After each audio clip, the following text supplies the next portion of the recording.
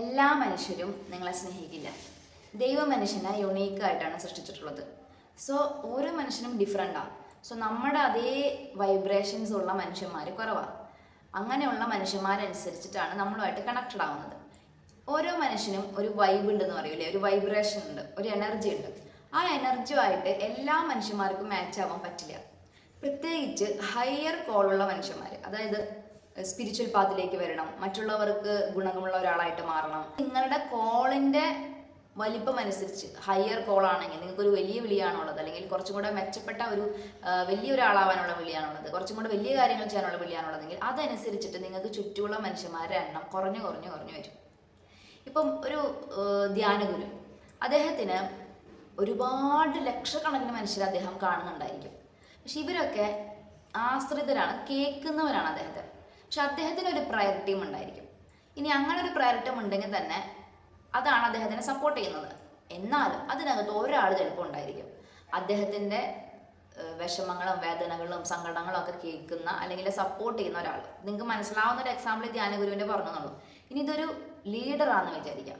ഒരു ലീഡർ, ആ ലീഡറിൻ്റെ ശേഷി ഉപയോഗിച്ചിട്ട് അദ്ദേഹത്തിനെ ആശ്രയിച്ച് വളരുന്ന മനുഷ്യന്മാരുണ്ടാവും, അദ്ദേഹത്തെ ഡിപ്പെൻഡ് ചെയ്യുന്ന മനുഷ്യന്മാരുണ്ടാവും. പക്ഷെ ലീഡറിൻ്റെ കൂടെ ആയിരിക്കാനും ലീഡർ ചുമക്കുന്ന ഭാരം എടുക്കാനും അധികം പേരുണ്ടാവണമെന്നില്ല. ഒരു സ്ഥാപനത്തിൻ്റെ ഒരു നേതൃനിരയിലുള്ള മനുഷ്യനെ സപ്പോർട്ട് ചെയ്യുന്ന ഒരു ചെറിയ ടീമേ ചിലപ്പോൾ ഉണ്ടാവണമെന്നുള്ളൂ. ഇനി ആ ടീമിൽ തന്നെ അദ്ദേഹത്തോട് ചേർന്ന് നിൽക്കുന്ന ഒരു ഹൃദയ സൂക്ഷിപ്പുകാരൻ എന്നൊക്കെ പറയില്ല, അങ്ങനെ ഒരാളെങ്ങനെ ചിലപ്പോൾ ഉണ്ടാവും. അപ്പോൾ 1-2 പേര് മാത്രമേ നമ്മുടെ ഹൃദയത്തോട് ചേർന്ന് നിൽക്കുന്ന മനുഷ്യന്മാരുണ്ടാവൂ. നിങ്ങളുടെ കോള് ഹയർ ആവും തോറും. അപ്പം എല്ലാ മനുഷ്യരും എന്നെ മനസ്സിലാക്കണം, എല്ലാ മനുഷ്യരും എന്നെ അക്സെപ്റ്റ് ചെയ്യണം, എല്ലാ മനുഷ്യരും നിങ്ങളെ അക്സെപ്റ്റ് ചെയ്യുന്നുണ്ടെങ്കിലും, എല്ലാ മനുഷ്യർക്കും മനസ്സിലാവുന്ന ഒരു ജീവിതമാണ് നിങ്ങൾ നയിക്കുന്നുണ്ടെങ്കിലും, നിങ്ങളൊരു ഓർഡിനറി പേഴ്സൺ ആണ്. ദൈവം ഇവിടെ ഓർഡിനറി ആയിട്ടുള്ള മനുഷ്യന്മാരെ സൃഷ്ടിച്ചിട്ടില്ല. നമ്മളാണ് ബ്രെയിനിനെ കണ്ടീഷൻ ചെയ്ത് ഓർഡിനറി മനുഷ്യന്മാരായിട്ട് ജീവിക്കുന്നത്. ദൈവം ഇവിടെ ഓരോ മനുഷ്യനെ സൃഷ്ടിക്കുമ്പോഴും ശ്രദ്ധിച്ചിട്ടുള്ള ഒരു കാര്യമാണ്, ഇവനെ പോലെ ആവരുത് അടുത്ത സൃഷ്ടി. കാരണം ഇവനെ കൊണ്ട് എനിക്കൊരു ഉദ്ദേശമാണ്, ഇവനെ കൊണ്ട് എനിക്ക് വേറൊരു ഉദ്ദേശമാണ്. പക്ഷെ നമ്മൾ എന്താ ചെയ്യുന്നത്, മറ്റുള്ളവരെന്ത് വിചാരിക്കും, ഞാൻ ഡിഫറെൻ്റ് ആയിട്ടുള്ളൊരു പാത്തിലേക്ക് പോയ ആളുകൾ എന്നെ കുറിച്ച് എന്ത് പറയും, അല്ലെങ്കിൽ ആളുകൾ എന്നെ ശ്രദ്ധിക്കും, ആളുകളുടെ ഇടയിൽ എനിക്ക് നന്നായി പോയാൽ മതി. അതിന് നമ്മൾ എന്ത് ചെയ്യുന്നു, നമ്മുടെ ശേഷികളെയും ചിന്താരീതികളെയും ഒക്കെ അതനുസരിച്ചിട്ട് ലെവൽ ഡൗൺ ചെയ്യുകയാണ്, താഴേക്ക് കൊണ്ടുവരികയാണ്. അപ്പം നമുക്കും തോന്നും 10 പേരെ രക്ഷിക്കണം നമ്മൾ തോന്നിയാൽ നമ്മൾ ഞാനതിനൊക്കെ പോയി കഴിഞ്ഞിട്ട് ഇനിയിപ്പോൾ എന്ത് വരാൻ, അല്ലെങ്കിൽ ഇനിയിപ്പം എനിക്കിതൊന്നും ഫേസ് ചെയ്യണ്ട, എനിക്കൊരു ഫാമിലി ഉണ്ട്, ഞാൻ അവരെയൊക്കെ നോക്കിയാൽ ഒതുങ്ങി ജീവിച്ചാൽ മതി. പക്ഷെ ശരിക്കും പറഞ്ഞു കഴിഞ്ഞാൽ ഓരോ മനുഷ്യനും ഇൻക്രെഡിബിൾ ക്രിയേഷനാണ്, യുണീക്കാണ്. അപ്പോൾ എനിക്ക് ചെയ്യാൻ പറ്റുന്ന കാര്യം വേറെ ആൾക്ക് ചെയ്യാൻ പറ്റില്ല, അവർക്ക് ചെയ്യാൻ പറ്റുന്ന കാര്യം എനിക്കും ചെയ്യാൻ പറ്റില്ല. അപ്പോൾ ആ കാര്യം ചെയ്യേണ്ടത് അവരാണ്, ഈ കാര്യം ചെയ്യേണ്ടത് ഞാനാണ്. അപ്പോൾ ദൈവം നിങ്ങളെ ഒരു ഓർഡിനറി പേഴ്സണായിട്ട് ജീവിക്കാനല്ല ക്ഷണിച്ചിട്ടുള്ളത്. എക്സ്ട്രാ ഓർഡിനറി കപ്പാസിറ്റികളുള്ളവനാണ് മനുഷ്യൻ. പക്ഷെ ഈ ഭാരം ഏറ്റെടുക്കാനുള്ള മടി, മുൻനിരയിലേക്ക് വരാൻ പറ്റാനുള്ള ധൈര്യക്കുറവ് എല്ലാ മനുഷ്യനും, അതായത് ഇപ്പം എന്താ പറയുന്നത്, ഒരു കുടുംബിനിയായിട്ട് ജീവിക്കുന്നതും ഒരു ഹയർ കോളാണ്. പക്ഷെ നിങ്ങളൊരു കുടുംബിനിയായി ജീവിക്കുന്നതിന് ഒരു സിമ്പിൾ മാറ്ററായിട്ട് വിചാരിക്കരുത്. അത് ഒരുപാട് വെല്ലുവിളികളുള്ള ഇന്നർ സ്ട്രഗിളുകളുള്ള ഒരു ജേണി തന്നെയാണ്. ഒരു ലീഡറായ മനുഷ്യനും ഇതേപോലത്തെ അവരുടേതായിട്ടുള്ള സ്ട്രഗിൾ ഉണ്ട്. സോ ഓരോ മനുഷ്യൻ്റെയും കോൾ ഡിഫറെൻ്റ് ആണ്, ഓരോ മനുഷ്യനും കോളുണ്ട്. അതനുസരിച്ച് ജീവിക്കാനുള്ള ധൈര്യവും മെൻ്റൽ കപ്പാസിറ്റിയും ഒക്കെ മനുഷ്യന്മാർക്കുണ്ട്.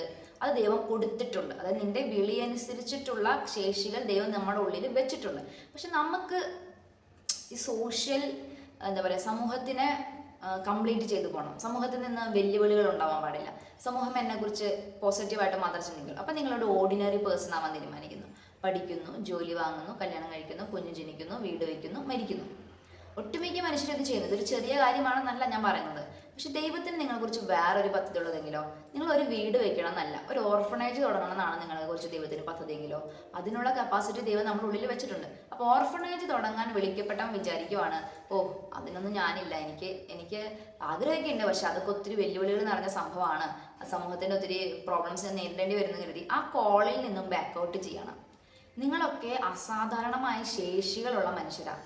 ഇത് നിങ്ങൾ മനഃശാസ്ത്രത്തിൽ പഠിച്ചാലും ശരി, ദൈവശാസ്ത്രത്തിൽ പഠിച്ചാലും ശരി, സ്പിരിച്വാലിറ്റിയിൽ പഠിച്ചാലും ശരി, ഒരു മനുഷ്യൻ എന്ന് പറഞ്ഞു കഴിഞ്ഞാൽ ദൈവം അത്രയേറെ സൂക്ഷ്മതയോടുകൂടെ ഫിംഗർ പ്രിന്റ് എന്ന് പറയില്ല, അതുപോലെ മറ്റൊന്നില്ല എന്ന് പറയില്ല, ദൈവത്തിൻ്റെ കരവേലയാണ് നിങ്ങൾ. ഓരോ സൃഷ്ടിച്ചപ്പോഴും ദൈവം അത്രയേറെ അതിനകത്ത് എഫേർട്ട് ഇട്ടിട്ടുണ്ട്, ഇതുപോലെ ഒന്നും മറ്റൊന്നാവാതിരിക്കാൻ വേണ്ടി.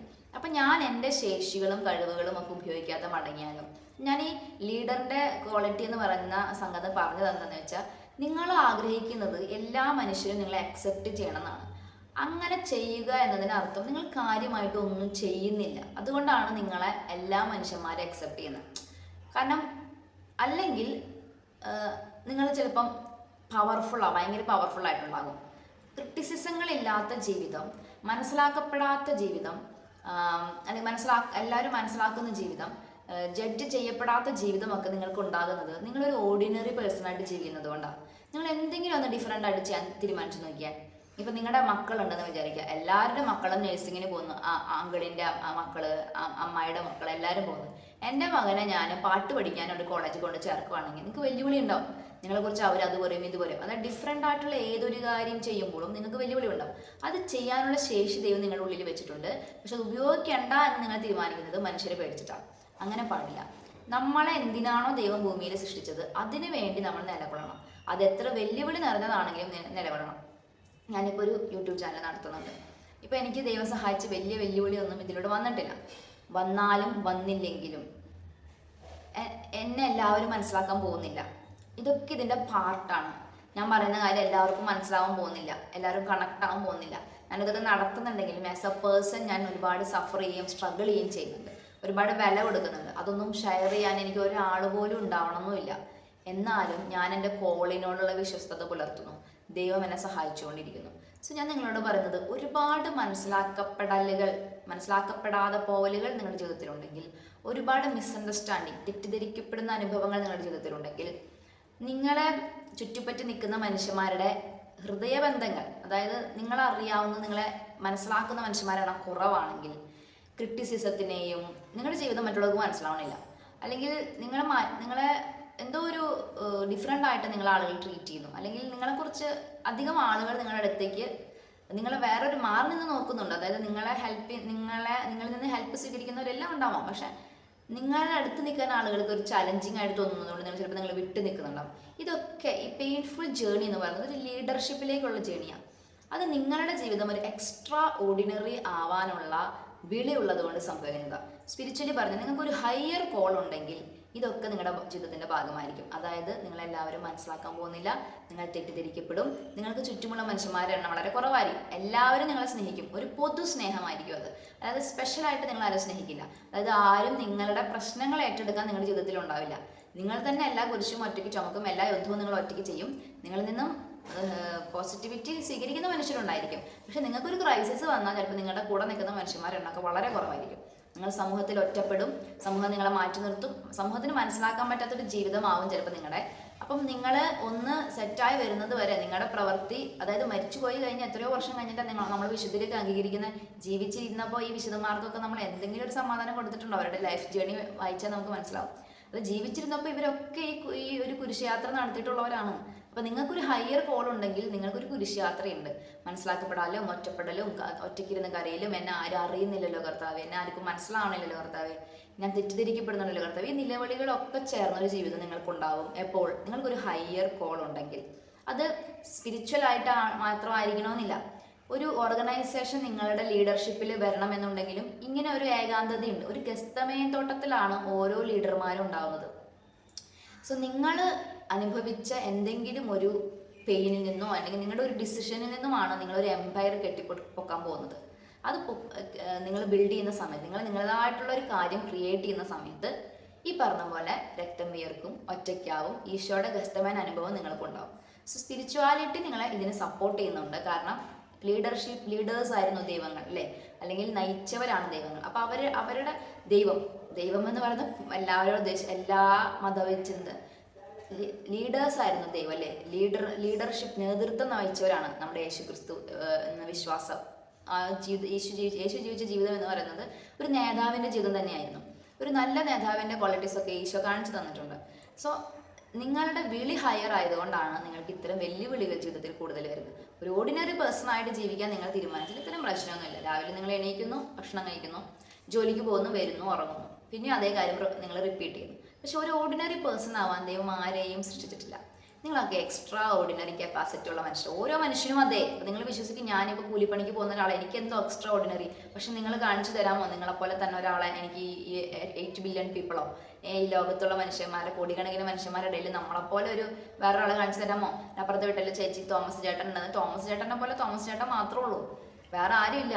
അപ്പോൾ അത്ര യുണീക്കായിട്ട് ദൈവം നമ്മളെ സൃഷ്ടിച്ചിട്ടുണ്ടെങ്കിൽ അതിനർത്ഥം നിങ്ങളുടേതായിട്ടുള്ളൊരു സ്പേസ് ദൈവം ഈ ലോകത്തിൽ ഒഴിച്ചിട്ടിട്ടുണ്ടെന്നുള്ളതാണ്. അത് മറ്റൊരാൾക്ക് ഫില്ല് ചെയ്യാൻ പറ്റില്ല.